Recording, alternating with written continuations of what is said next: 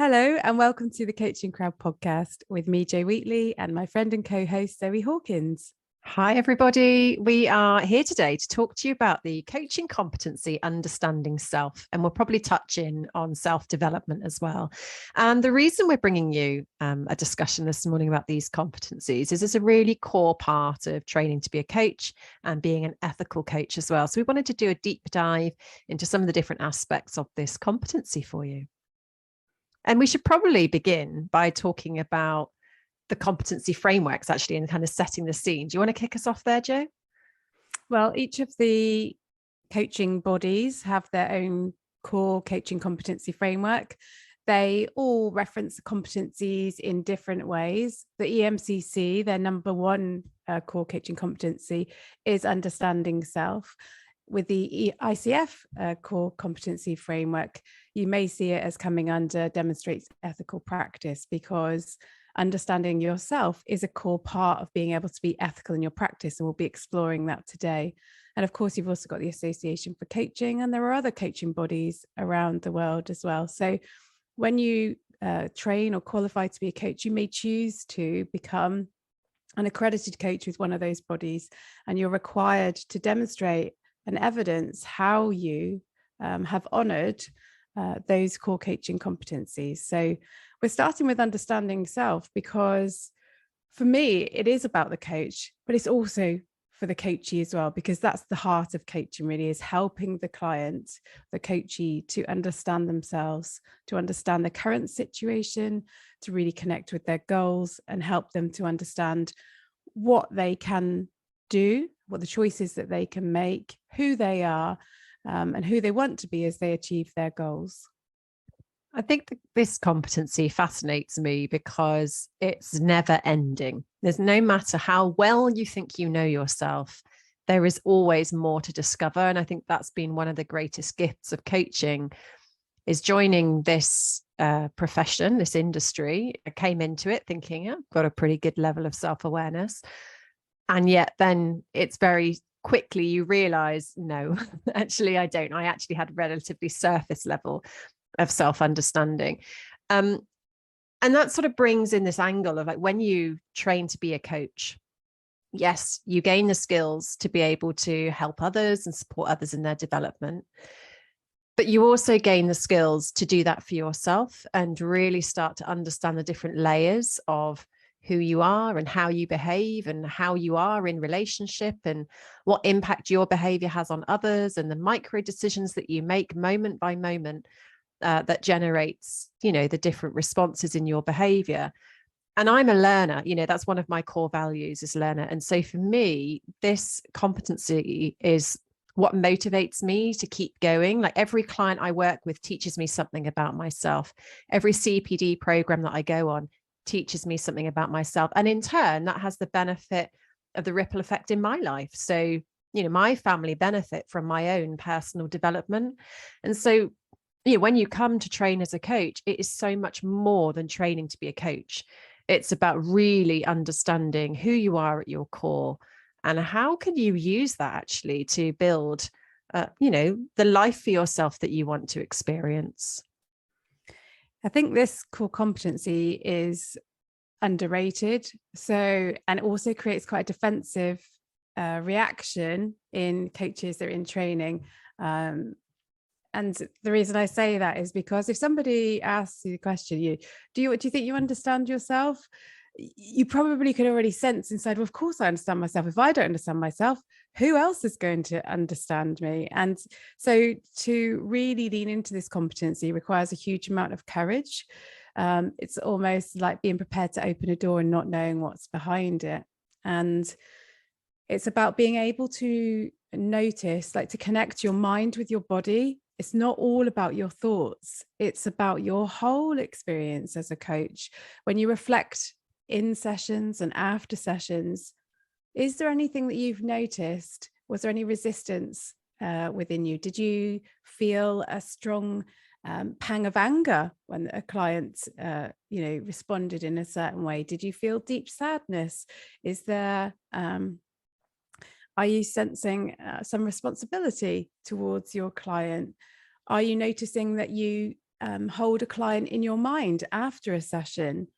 There's lots of different things. What are your motivations for coaching? Are they for your clients? Are they for you? Are they for both of you? Well, that's the piece that we often pick up in training, isn't it? Is everybody comes to coaching with a shared desire and purpose to do good in the world. And sometimes that's about helping others, and sometimes that's about being the best leader that they can be. But in some shape or form, it's about service, isn't it? And being of service to others. And how that can translate in coaching is with this rescuer. So clients will come and they'll share their challenges, and there can be a real almost need to help that client fix whatever it is that they're going on, or there can be an overwhelming desire to be of value. Has my coaching been excellent? Has it been life-changing? And as you said there, was that for you, or is that for your client? Because the line can be quite thin when you're working and training to be a coach. And that's not necessarily a bad thing, because obviously we want coaches to want to do good, and we want coaches to want to be of service to their client. But it's like the flavor of it. Because if you come to coaching with a need to have to be of value and a need to be of service, that can create an unhealthy dynamic between coach and coachee. And you can become desperate is the word that came to mind, but it has that sort of underlying flavor of desperation to need to serve your client. And so when you're working through the coaching program, what you're also doing with yourself is understanding, what is it about me that leads me to want to have that impact? And you almost sort of like turn the corner, and where it may start as a need, it becomes more than a healthy desire. Through the ways that you learn about yourself, through the empowering beliefs that you develop, through the perspective shifts that occur. So it can be, a really transformational experience. I think there's lots of things that you encounter when you're training to be a coach. And they're things like a sense of belonging. Do I feel that I belong into this profession? I'm on the outside. I want to be on the inside. When you're in a cohort, do you feel any sense of rejection, or are you feeling accepted? What patterns from your life before your training might you see showing up in the new situations that you experience, or when you're coaching clients? Are there any shadows, it might be an expression some people would use, from the past that are showing up in the present, that aren't about the here and now and the present, but actually they belong somewhere else? So are there any of those things that may be worth exploring as an individual? And it's about learning the role of a coach, and where does that role finish and you start, and how can you be authentic whilst also having some separation between them? Because I would also say that for me, this competency of understanding self is something that I engage with across my whole life. So I think about and reflect on who I am, how I'm responding to things in all of the things that happen in my life. And I enjoy doing that. Yes, well, you can always continue to learn more about yourself. I think there is also a competency within this one, which is also about being comfortable with what you're aware of, not keep pushing. So just taking bite-sized pieces, I think, is what I'm really talking about, where you notice something. Because there's a situation the other day, wasn't there, where something happened and we were having an exchange like on our phones, and then you were like, well, you share what you you called me, didn't you? And I had a little rant.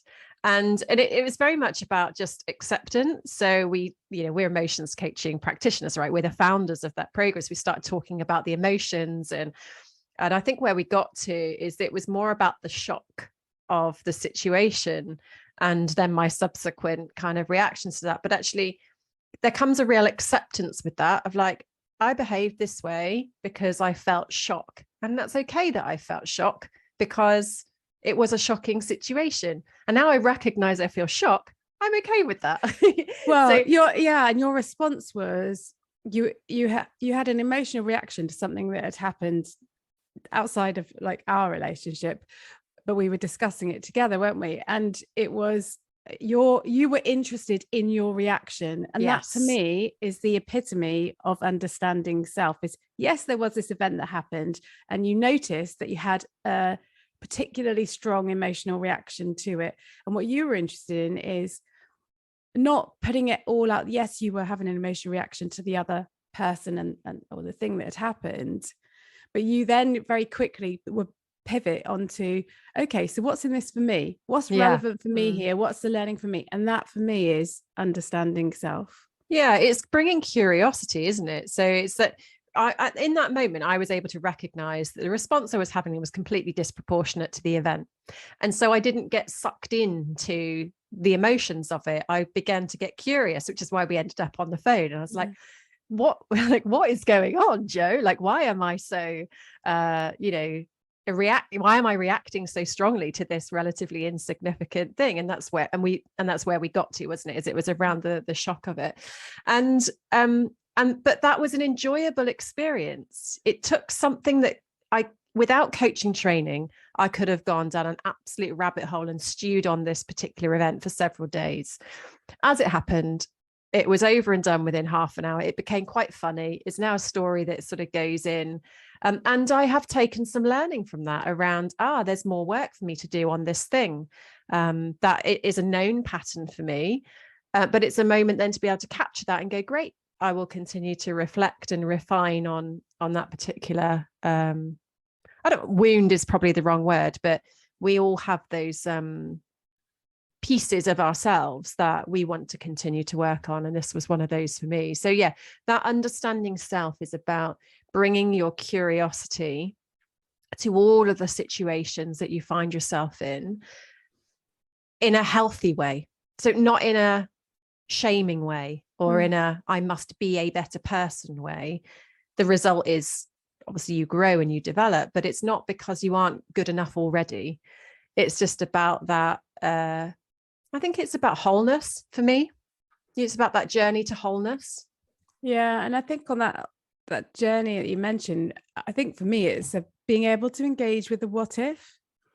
That for me is like the road to it. Is you don't have to accept it or make a decision. It's bringing your curiosity, like I wonder if, or what if this. And it's also about getting curious about the how and the rationale and the reasons. So when I originally signed up to coaching training, the rationale for me signing up to coaching training was having all this feedback around my whole life. Really, I knew that people often would come and they chat to me for ages and it'd be quite intense, and they'd go away and then they come back and they'd say thank you so much, and I really enjoyed it and I thought, wow, what a privilege. And then when other people saw that happening in my professional career, they would call out. And then I thought, I don't know what I'm doing. If I'm good at this, could I be even better? And what if I do something wrong, if I don't understand it? So I didn't feel that I had the understanding. And so I engaged in coaching training to develop my understanding of myself and also how I could contribute and do more of what I really enjoyed doing. And you and I think, have talked before, probably on these podcasts, around how understanding self, for me, I think it really helps to build resilience.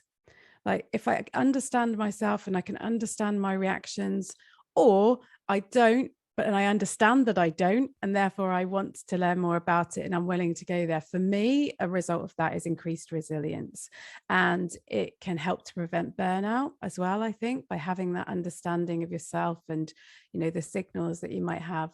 And I think for a lot of people, when they undertake coaching training, because it is a personal as well as a professional development opportunity and transformation opportunity, I think two things often happen. One is there's a lot of resolution of past stuff that people either didn't realize was there, but comes out and gets resolved, or there's a realization and an understanding that there are some things maybe that they would like themselves to have more coaching or therapy or something on.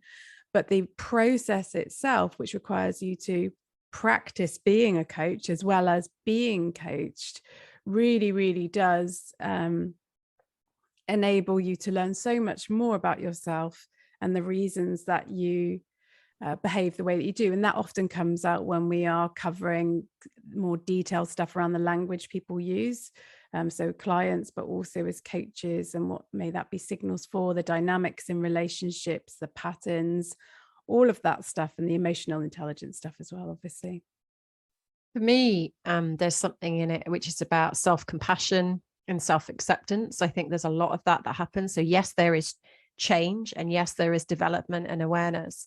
I think you also develop, as you're talking there about resilience, a real compassion for yourself, the journey through life that you might have had, accepting parts of yourself. And with that comes change. So it's not always about doing something differently or needing to, you know, change the way that you are. Often it's just about peace and gaining some internal acceptance and peace for that. And then I think there's, for me, this competency, understanding self, is about responsibility. So you were saying there, Joe, around you want to do what you are naturally doing really well. In coaching, there's a huge amount of role modeling, I think, that takes place. So on the program, we talk about transaction analysis and how the coaching is a very adult to adult relationship. Now, when you are in coaching, you can really hold somebody in their adult place, which is where they are, that they're most resourceful. They are able to be in the here and now, thinking clearly, generating new ideas, perspectives, choices, options. That's one of the reasons why coaching is really powerful. And in order to do that, you need to be able to hold yourself in adult. And sometimes clients will bring things that will sound very familiar, or will ignite in you a memory or a response. And to be able to hold yourself in adult whilst listening and engaging with your client is really important. And so I think for me, as one of the reasons I'm so committed to my self-development and my understanding of who I am, is so that I can be there in those moments for my clients without being, sucked back into my own life, or, shifting between those ego states of parent and adult and child. So it's part of the role for me, I think, is what I'm saying. Like, you have these competency frameworks for a reason. Like, they are the guiding light of our profession and our industry. And I take it seriously. This is my job and I want to do it really well. And so for me, understanding self, it's a responsibility and a commitment, and thankfully one that I really enjoy as well. Well, I was going to say, I think it's fun. It can be fun. It can be fun, yeah. And it can be ugly too. It does take a lot of energy, I think, initially for people. We talked about courage earlier, that understanding self, in terms, as you were describing around the role modeling, for me, is also being able to know and understand what I'm doing and the reasons that I'm doing it in the coaching conversation with the client. And with a lot of my clients, I will explain to them,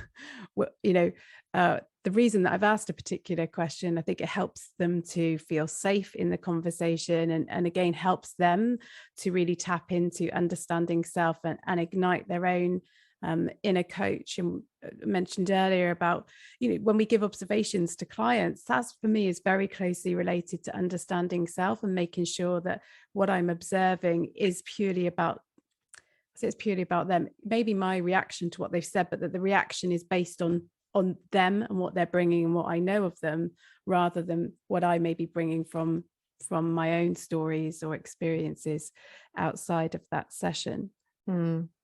So you can probably tell we could talk about this for a lot, but I hope that's given you some insight and inspiration into that competency of understanding self. And we are, as we, passionate about training to be a coach, and we have developed a new offer where we are combining our level 7 ILM diploma with our emotions coaching. So for those of you who are really deeply passionate about your self-development and your understanding self, you can now embark on our most advanced coaching qualification yet by taking both of those simultaneously, so you can emerge with a deep understanding of coaching from an emotions place as well. So we're really excited about that new program. Yeah, I mean, say simultaneous, but it's not doing them at the same time. It's doing them consecutively, I think, is what we're saying. So you can choose when to bolt it on, but making that commitment at that time. So if you are wanting to develop your understanding of yourself whilst developing as a coach, that could be the perfect combination for you. And you can find details on that on our website, igcompany.co.uk.